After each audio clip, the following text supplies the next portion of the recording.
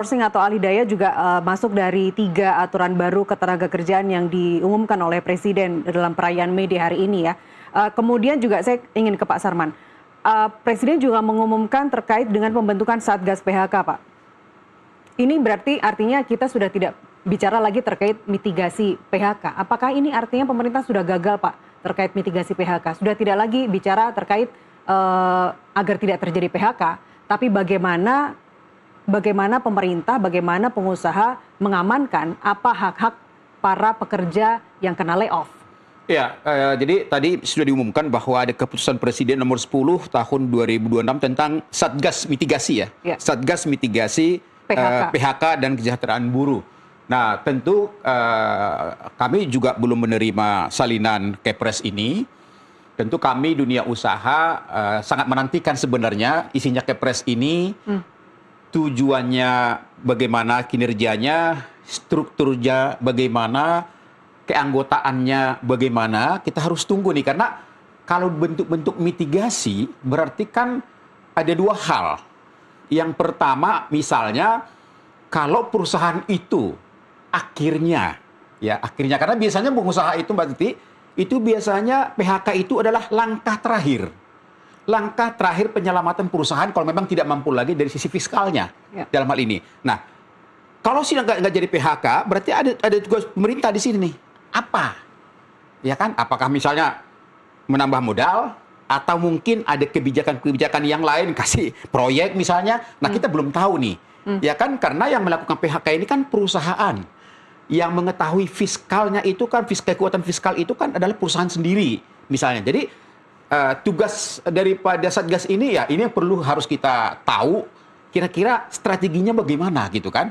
Ataukah misalnya perusahaan ya dia nggak mampu lagi untuk menggaji karyawan, misalnya dia harus PHK, tiba-tiba bilang oh jangan dulu. Nah terus bulan depan tidak mampu membayar. Nah hal seperti ini kan juga harus dijawab dalam mitigasi ini. Yang jelas bahwa memang kita sepakat bahwa di tengah ya angka pengangguran kita juga saat ini juga masih di angka 5%, tentu memang kita menjaga supaya terjadi PHK, apalagi dengan tekanan dunia usaha saat ini. Ya, kami dihadapkan dengan berbagai tekanan-tekanan akibat daripada geopolitik yang belum pasti. Masalah harga logistik, kenaikan BBM, pengelemahan nilai kurs rupiah, harga bahan-bahan pokok import. Ini semuanya ini adalah tekanan yang dihadapi oleh dunia usaha. Walaupun dunia usaha saat ini juga masih mencoba untuk bertahan dalam hal ini. Makanya kalau ditanya apakah ada rencana dunia usaha membuka lowongan pekerjaan, ya saat ini pengusaha itu lebih fokus bagaimana mampu bertahan sambil melewati badai ini dalam hal ini. Jadi artinya bagi kami bahwa kita menyambut baik Satgas ini, tapi memang strukturnya juga harus melibatkan pelaku usaha juga, supaya pelaku usaha juga bisa memberikan masukan, kontribusi dari serikat pekerja, dari pemerintah. Yang jelas bahwa kalau Satgas ini sudah dibentuk, ini adalah merupakan bagian daripada bagaimana kita membantu dunia usaha yang tanda kutip mungkin tantangannya sudah cukup besar, dia tidak mampu lagi untuk bertahan, dia harus melakukan PHK supaya tidak terjadi PHK. Jadi ini kan artinya mitigasi menjaga jangan sampai terjadi PHK gitu. Pak Sarman, Anda sendiri sebagai pelaku usaha tahun 2025 apakah melakukan layoff karyawan, Pak? Belum, kita tidak melakukan hal itu. Semoga ke depan juga tidak ya, Pak? Harapan kita begitu, walaupun ya kita dari dunia usaha sangat was-waskan, apalagi saat ini kita lihat nilai tukar rupiah kita kan sudah hampir 17. Sudah 17.200. 17.300 dalam hal ini. Nah ini kan pertama bahan baku hubungannya ada, logistik hubungannya ada, dan lain-lain. Jadi sehingga ini menjadi satu tantangan berat bagi dunia usaha dan mudah-mudahan tidak melakukan PHK.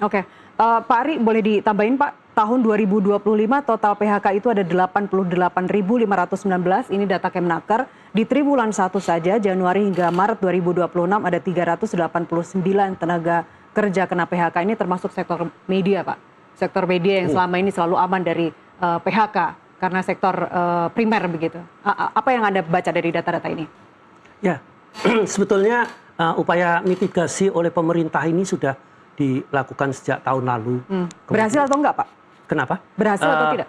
Menyusun ini makanya nanti mau keluar peraturan keputusan Presiden mengenai Satgas mitigasi ini berangkat dari hasil-hasil yang disusun sejak tahun lalu, begitu. Jadi memang melihat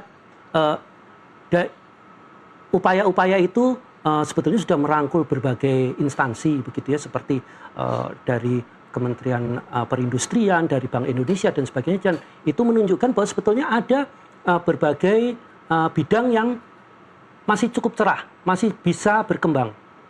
Nah, kemarin kalau tadi bicara soal kesulitan-kesulitan itu memang baru saja beberapa hari lalu Pak Anindya Bakri sebagai Ketua Kadin mengatakan bahwa pemerintah tolong agar membantu dunia usaha.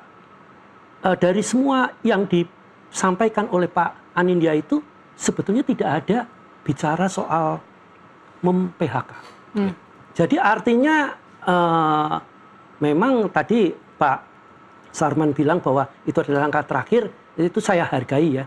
Memang jadi artinya sebetulnya di sini pemerintah memang pegang peranan penting untuk mengatur begitu. Jadi misalnya mereka minta relaksasi pajak atau pembayaran utang dan sebagainya. Okay. Nah, tapi tentu saja berarti jangan kemudian dunia usaha buru-buru mem-PHK begitu. Ya. Demikian. Baik. Kita masih ada kita akan tampilkan satu grafis. Saya ingin Anda membaca data ini, Pak Ari. BPS mencatat pertumbuhan ekonomi 5,11% dan tingkat pengangguran turun ke 4,74% per Februari 2026. Tapi di saat bersamaan lebih dari 57% pekerja masih terjebak di sektor informal, sementara Serikat Pekerja menyoroti upah minimum di lebih dari 100 daerah masih di bawah 3 juta. Kalau Pak Said tadi kan mengatakan ini sebenarnya semata-mata tidak hanya soal outsourcing atau upah minimum saja. Apa yang bisa Anda terangkan dari data ini? Ya, jadi kalau kita melihat tingkat pengangguran itu 7,2 juta itu sekitar 4,74% ya. Tinggi sekali ini Pak. Bagaimana? Tinggi sekali ini Pak. Dari nominalnya juga, tapi kalau kita melihat dari angka pengangguran dari year to year-nya, ini menurun. Jadi pada waktu COVID itu bisa mencapai 7%, terus menurun 6, 5, 4, dan ini relatif stabil. Kalau kita melihat memang kalau dari sejak tahun 2010 begitu, maka ada bahkan tahun 2000, puncaknya itu sekitar tahun 2005 itu ada bisa sampai lebih dari 10% gitu. Jadi artinya sebetulnya sekarang sudah dapat ditanggulangi dan selalu trennya menurun gitu. Tapi memang angka absolutnya memang besar gitu. Okay.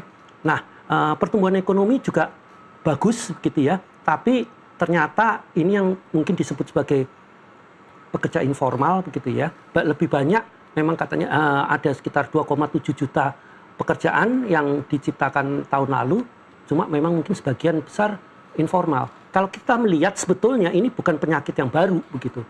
Sudah dari tahun 2014 juga sekitar 40% terus. Sebetulnya membaik 40% yang formal. Itu membaik sekitar sampai sebelum COVID itu sampai 43%. Jadi pas waktu itu Pak Jokowi mungkin bisa menanganinya. Nah, kemudian menurun karena ada ada COVID itu. Nah, menurut beberapa ahli ekonomi mengatakan memang COVID ini menimbulkan luka gitu. Jadi sembuhnya itu ya perlu bertahap. Nah, ini kemarin kan Pak Prabowo misalnya jalan-jalan ke Jepang, jalan-jalan ke Korea Selatan dan ke Rusia. Ke Rusia juga memperoleh komitmen investasi yang cukup besar gitu. Ke Jepang sekitar berapa? Sekitar 300 triliun, di ini sekitar 170-an triliun ke Korea Selatan, dan di sektor-sektor yang kelihatannya bisa meningkatkan pekerjaan formal. Jadi peran pemerintah dalam hal ini sangat penting untuk mengarahkan bagaimana mengatasi segala permasalahan ini. Oke, Pak Said, boleh tanggapannya seperti apa Pak?